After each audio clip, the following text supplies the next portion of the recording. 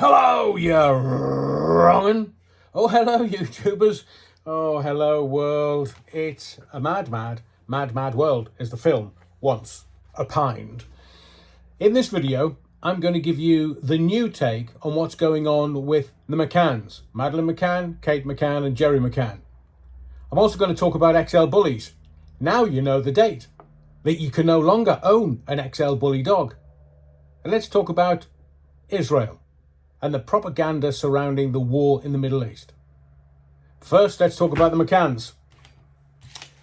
BBC Panorama programme last night reported that the Portuguese Judiciário met Jerry McCann on his own earlier in the year to say sorry. Sorry we made you a Guidos. Sorry that we kind of trashed the crime scene. We're sorry. Now that's all well and good. But my first question is, why only Jerry? Because the mainstream media were really tough on Kate McCann. And Jerry had to shield Kate McCann. So if the police were issuing an apology, why wasn't Kate McCann there? So let's just remind ourselves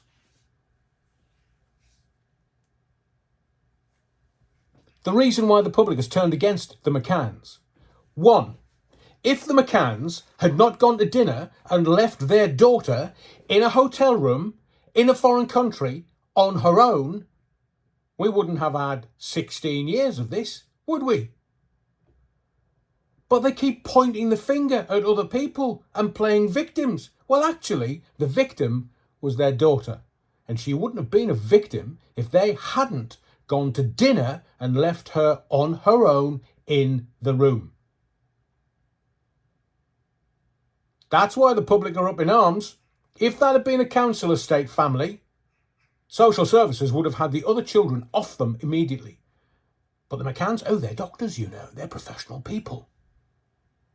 So why didn't social services get involved in this country? Because there are two other children. And also, previously successful cadaver dogs. Dogs that can smell death. A cadaver dog was taken to the hotel room from which Madeleine McCann disappeared and indicated to its handler in that apartment that it could smell death. It also indicated death in the McCann's hire car. Now, I'm not suggesting that they did it, but I am suggesting that they are involved. And now the German authorities are saying, we've got some bloke that, we think he's a suspect. Well, look, it's come out that that suspect that they're saying they think is a suspect was reported in the mainstream media in this country that actually he's not a suspect. There's no evidence.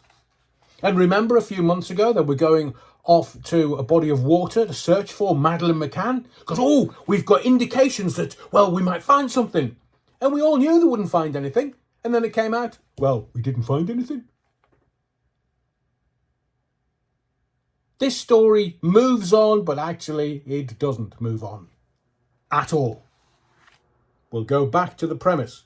If they hadn't left their daughter in that room, in a hotel room, in a foreign country, on her own, then they wouldn't have had 16 years of this. It's very simple. That simple. And let's remember, we don't know where that little girl is.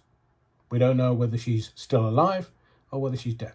The cadaver dog indicated death in the room and in their hire car. If you're an owner of an XL bully, I've got news for you. You're not going to be able to keep them at all. There is now an update out of the government that says that American XL bully dogs are now officially banned, and government guidance has been published on rules for current owners, and this is what they are. From the 1st of February 2024, it will be a criminal offence to own an XL bully dog unless owners have applied successfully applied for it to be exempt in England and Wales. There will be a longer deadline for owners to ensure that the dogs are neutered and microchipped. It follows a number of attacks involving the breed. I mean, it's almost on a daily basis at the moment that the mainstream media, yes, I understand that we can't really trust them because they never tell the truth, other than, as I keep saying, the only thing that they never get wrong is the price on the front of the newspaper. But there have been a serious amount of attacks. People are losing limbs. Some people have lost their lives. Even though owners of the XL Bully, the American XL Bully, insist that the dogs make lovable pets. From December the 31st this year, it will be against the law to sell, abandon, breed from or give away an American Bully XL dog or have one in public without a lead or muzzle. So we're not going to see them on the streets after December, end of December, this year. And if your dog is less than 1 year old on the 31st of January 2024, which is only a couple of months away, it must be neutered by the 31st of December next year. That's 31st of December 2024. If your dog is older than 1 year old on the 31st of January next year, it must be neutered by the 30th of June. So I'll give you the dates again. 1st of February 2024, it's going to be a criminal offence to own an American XL Bully dog. The 1st of February 2024. You're being given longer to make sure that if you have a dog, it's neutered and it is microchipped. So from the 31st of December this year, it's going to be against the law to get rid of your dog. Even sell, abandon, breed, give away an American Bully XL or have the dog in public without a lead or muzzle. So you've got, where are we? Coming up to the end of October. You've got about 10 weeks. No, it's 7 weeks to Christmas, isn't it? So it'll be, in 8 weeks, you will not be allowed to sell, abandon, breed, or give away an American XL Bully dog. And then, if your dog is still a puppy-ish, from the 31st of January next year, it must be neutered by the end of this year. And if your dog is older than 1 year, at the end of January next year, it must be neutered by the 30th of June. So you've been told, if you have an American XL Bully dog, it's illegal. And there's the time frame for you to deal with that dog. Let's get to the third point today, and it's Israel. It's a Middle East crisis. Can you remember 3 years ago? It is 2023. Can you remember 2020? We were all divided. Are you jibber jabber? Are you pro jibber jabber? Or are you anti jibber jabber? Remember that? Remember all the celebrities, all the journalists on the telly coming out and saying, oh, it's the anti jibber jabbers that are causing all the problems in society. So if you weren't on the page that the system wanted you to be on, you were pilloried. You had celebs coming out saying, you need to take it. You need to take it because you're putting other people at risk. I'm not going to go down that particular rabbit hole in this video. But remember, we were divided. You were either pro or anti. Pro or anti. Pro or anti.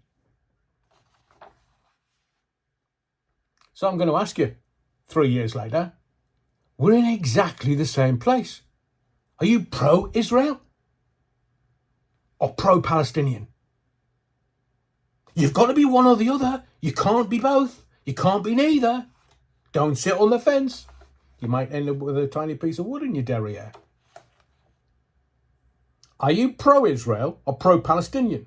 So we're now 3 years later, after experiencing what we experienced from 2020 to 2022, we are being told what to think. Again, it's not like we learned our lesson in 2020, 2021 and 2022. You're being told, me and you, we are being told what to think. Even MPs are being sacked because they're not in alignment with government policy. Rich Boy Sunak, pro-Israel. No one but no one is allowed a questioning voice. You can't be anti-war. You've got to be pro-something. You can't be anti-anything. Now, I've got 106 billion reasons why I don't believe what I'm being told in the mainstream media. $106 billion worth of reasons.